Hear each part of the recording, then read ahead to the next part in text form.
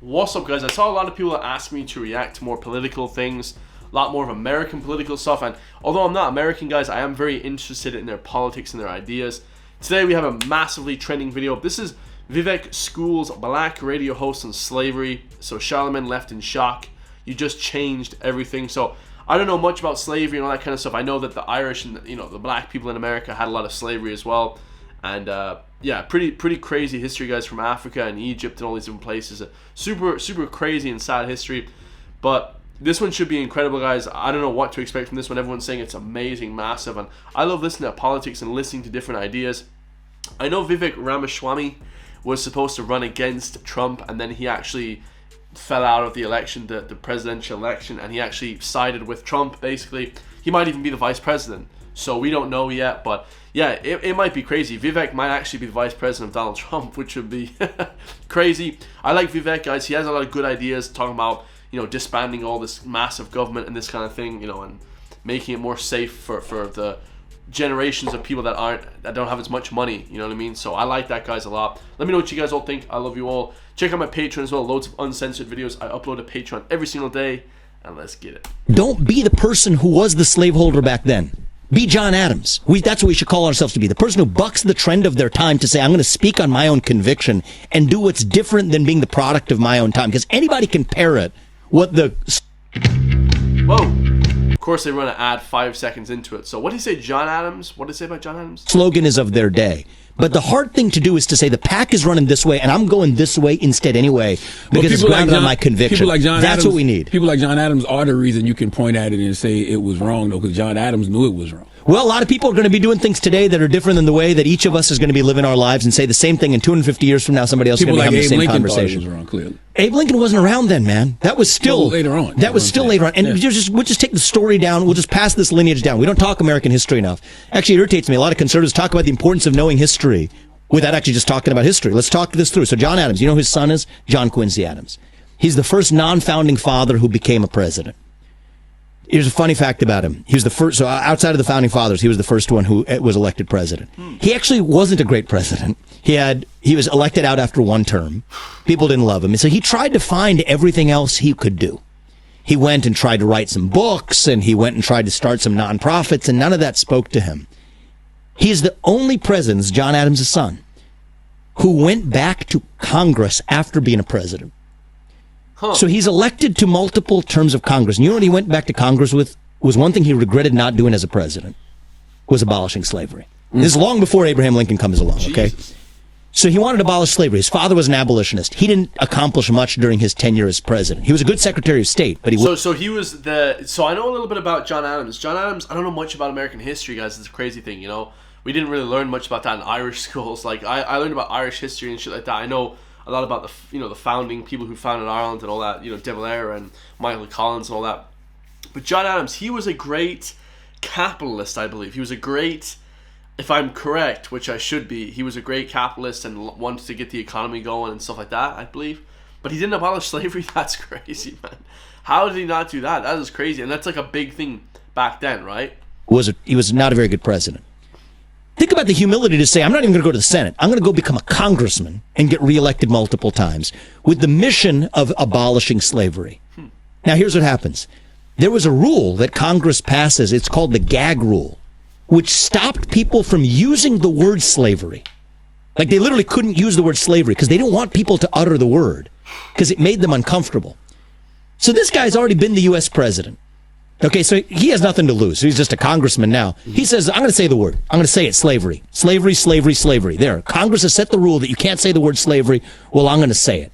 That sounds like nowadays, guys, a lot of people don't understand, but in Ireland, they're trying to pass this hate speech bill that you can't say these different things. But hate speech it's an arbitrary line that they're drawing about what's hate speech and what's fine speech. What's okay to say and what's not okay to say.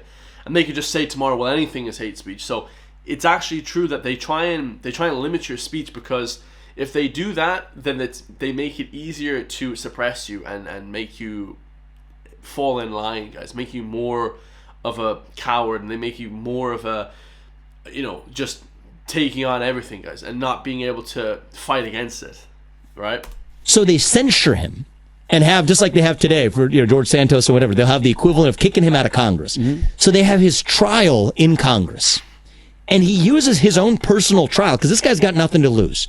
They use his own personal trial for saying the word slavery when you're not allowed to say the word slavery to make the case for abolition from the stand of his own trial to being kicked out of Congress. At the end of that, they get rid of the gag rule. So you're allowed to say slavery, which opens up the debates that you're then allowed to have. So a year later, about a year or so. And you need those debates, guys. When you don't debate with somebody about ideas, slavery might not have even been abolished, like Jesus, until much later. So later, he's given a speech on the Congress floor. That's John Adams right there, right? I mean, it's amazing. This guy with this humility. He's given a speech on the Congress floor. He has a stroke in the middle of his speech. He dies right there. He doesn't die quite yet. They take him up to the upstairs room, keep him alive for another couple days. And eventually he dies up in that anteroom outside in the same Congress where he then devoted that later stage of his career. And they took volunteers for who's going to be the person who carries out his funeral rites and carries him out. And the guy who raises his hand and does it was a first-term congressman nobody had heard of, hadn't said a word, by the name of Abraham Lincoln. And so these are the stories of our history, man. We don't tell these stories anymore. And we celebrate. We put back our founding fathers, and we talk about how these people are slave owners, and we're going to dismiss the ideals they set into motion, without recognizing that, like us today, these are imperfect human beings that still strived and to be the best that they possibly could have, just as we do today. And so it bothers me deeply for us to just lazily reject that, as opposed to saying we acknowledge those imperfections, but we're founded on the pursuit of a more perfect union. Absolutely, but the reason the pursuit of liberty, equality, and justice for all. The reason you can't just dismiss it and say, okay, I'm not dismissing it. Do I sound like I'm dismissing it, Charlamagne? Yes, but the reason I disagree with you, man. And I think reason you can't say if you're going to put me in the Jefferson, category of the conversation we had and saying that I just dismissed it out of hand, I think that's unfair. I just think that's unfair. I don't think I dismiss it, but I acknowledge the totality of what a human being is, which is an imperfect and flawed human being who we can still celebrate. I'm fine with that, but you can't. That's what we have to be. But you can't tell people just to ignore the fact that Thomas Jefferson. I'm not telling people to ignore it, though, and this is what I think Yeah, the craziest thing was back in those days. Like I remember reading about some of that slavery and stuff. Like people were actually for it back in the day because it really helped their economy or their business. Let's say whatever, you know what I mean. I don't know exactly what it helped, you know what I mean, but it would help their their business. So they were like, no, we don't want to get rid of it and this kind of thing. And it was just crazy to think, because nowadays they have basically modern day slavery, guys. They have people on terrible wages that can't afford even houses, that can't afford anything, and they're not helping them. I'm talking about in Ireland, like just everyone, guys. People that are working like a job that maybe doesn't pay a certain wage, like it's very not as progressive and much well paid as stuff should be in this country, economy wise. I'm in this to unite the country. Mm-hmm. And I think if we're going to take this seriously, every one of us has to acknowledge the full nuances of our history in every direction. To say that we're not going to listen to Thomas Jefferson or that our founding was illegitimate because they were deeply imperfect and flawed is every bit as bad as somebody who's going to say that I'm going to entirely dismiss the fact that they were slave owners. I think that both of those are mistakes that could lead to the failure of our country as we know it. I think our country will cease to exist if either side of our debate is on one hand willing to say, oh, slavery was some made-up myth, and actually, I don't know, it was in the interest of, people could say such things, it was the interest of black people to be slaves, whatever. Ridiculous. Okay. Well, I think that if we have a different side that says our founding fathers who wrote a Declaration of Independence founded on the pursuit of a more perfect union, right? The pursuit of liberty, equality, and justice for all. Not claiming we're perfect, but that we're a nation founded on freedom for all who aspire to have it, and that we're imperfect. But we eventually got there 250 years into as darn close as we've ever been. To reject that and say that we can't celebrate that founding because they made a mistake of being slave owners, I think that is every bit as bad for the future of our country versus acknowledging that we are still pursuing that more perfect union. What I would say is what you talked about with Thomas Jefferson when he took... It's funny when they talk about that. Like, it reminds me a little bit of, if I can make this relation, of like England owning everyone. Like England owned Ireland, England owned like India, Punjab. England owned like half the world type of thing. The British Empire back in the days, right? you know, all that kind of good stuff. And when you listen to it wasn't good. When they owned people, they were like slave owners and this kind of thing. And then when you think about back in the day, you're like, yeah, that's wasn't good, but they are now loved by people. England is like a loved country. It's people love England. They go there all the time and all this type of thing. So they're trying to get past that. Even the royal family, they're trying to get past that, right? Even though it's such a, you know, horrendous thing. Like the Mongols. Nobody ever talks about the Mongols. The Mongols would like ride into a village. They would kill all the women and children. They would, have kids with the women, let's just say, but in a violent manner. Kill all the men. There was so much blood, there would be blood up to their knees. And nobody ever talks about the Mongols and what the atrocities that they did.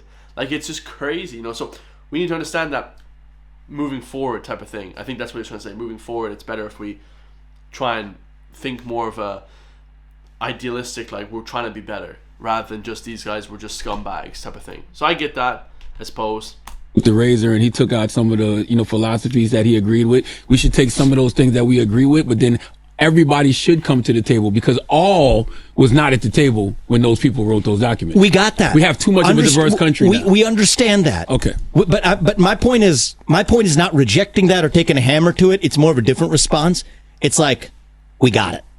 Like, total. Like, at a certain point, we've got to say, we've got it. We don't, though. No, but we can, but we don't. We got it, and now it's time for 360-degree mercy, clemency, forgiveness across the board, and that we're moving forward as one nation under God. And I think that moment is now, actually. So hot.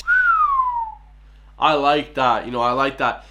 When it comes to Ireland, guys, we as a country, we talk about we hate the British and this kind of thing, and we hate them because they suppress us, and that will probably never leave, because that was only about 80 years ago, maybe 100 years ago. I think even the famine was about 150 years ago. It was 1847, I believe. My history is correct. I never did history in school, but so like people in Ireland, very unhappy with the way that the British people handled our country. Let's just say, and people are now trying to move past that. People in Ireland love the British people. We still have our own independent country. We got independency. Well, we're still colonized technically, but we have most of the states. It's mostly fine. But it is funny, guys. There should definitely be a situation where we eventually try and get past the whole shit. But the thing is, guys, it's very tough. I understand. If you're an ancestor of a slave, or if you're an ancestor of somebody in the famine directly. I know some people down the road from me, they know their grandparents were like killed by the British and all this crazy stuff, so I can understand when people get mad about that kind of stuff, definitely. But yeah, is it now, guys? Is it time to move past? Jeez, that's a hot take, guys. Hot take. Benny Johnson. Shout out to Benny Johnson, man. That's crazy. I saw a lot of people react to this. I got a lot of people ask me to react to this, so let me know what you guys all think, man. Crazy video. Ooh, hot take. I love you guys. I'll see you all in the next one, man. Peace.